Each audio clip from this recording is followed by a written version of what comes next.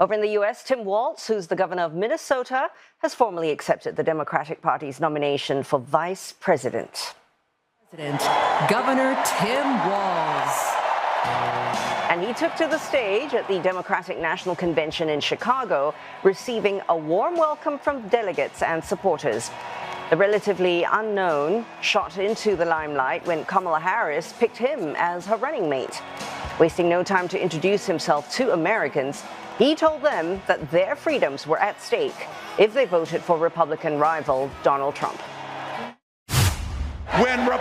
When Republicans use the word freedom, they mean that the government should be free to invade your doctor's office. Corporations free to pollute your air and water. And banks free to take advantage of customers. But when we Democrats talk about freedom, we mean the freedom to make a better life for yourself and the people that you love. Freedom to make your own health care decisions. And yeah, your kids' freedom to go to school without worrying about being shot dead in the hall.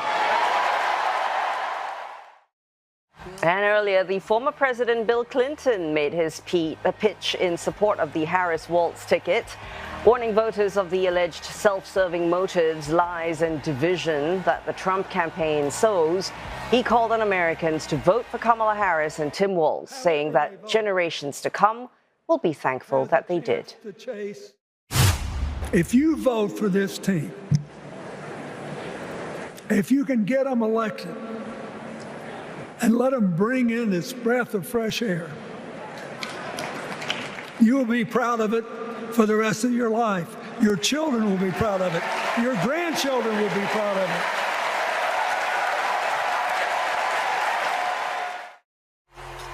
And the celebrity talk show host Oprah Winfrey also making a surprise appearance at the convention. She urged voters, especially those undecided or non-aligned to either party, to choose their next leaders carefully, saying that values and character matter most. That was some I have always, since I was eligible to vote, I've always voted my values. And that is what is needed in this election now more than ever. So I'm calling on all you independents and all you undecideds. You know this is true. You know I'm telling you the truth, that values and character matter most of all.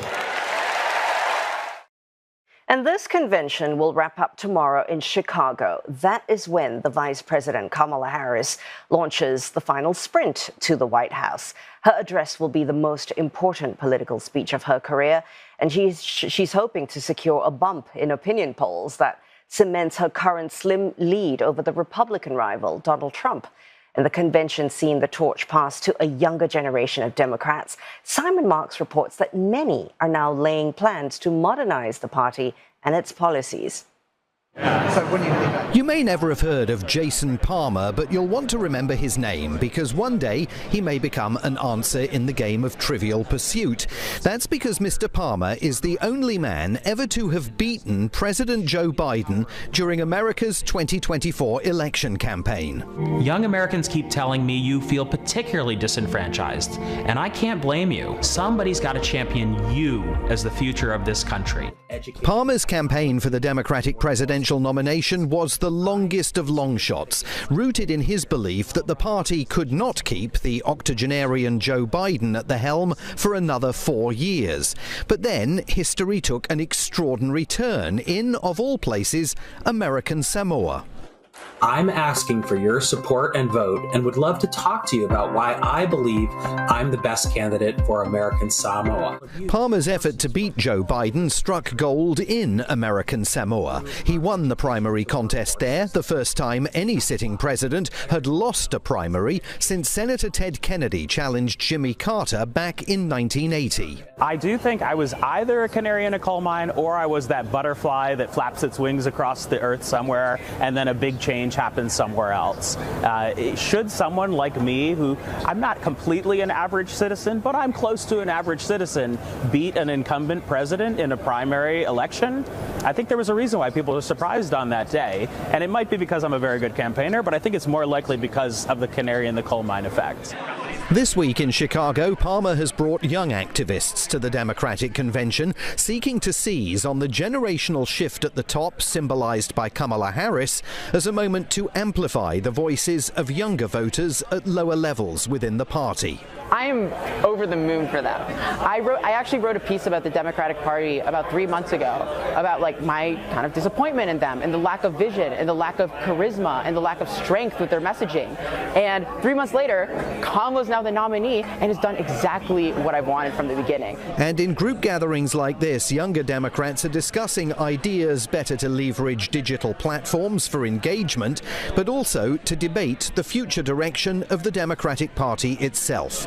Jason Palmer, with his experience in the Pacific Islands front of mind, is honing new proposals that would truly deepen U.S. engagement with Asia by moving beyond agreements on trade and security and instead emulating the example of Britain's Commonwealth. There's many other areas around the world that want to have an affiliation with America. And this is the first time I've talked about this idea publicly, but we need to look for, the Commonwealth actually allows and includes lots of countries around the globe that were connected to the British Empire. There are lots of countries around the globe that want to have an affiliation with America, especially in Asia. We should seek to replicate that, starting with our Pacific territories, but expanding to areas of Asia that want that closer connection.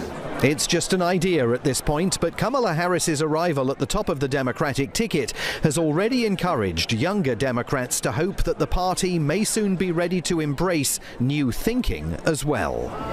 Thursday night here we'll see Kamala Harris address this convention, marking the moment at which she officially becomes the Democrats' new leader. The hopes and dreams of young grassroots Democrats have been reignited by her rapid ascension to the presidential nomination. On Thursday, they hope to be electrified by what she has to say.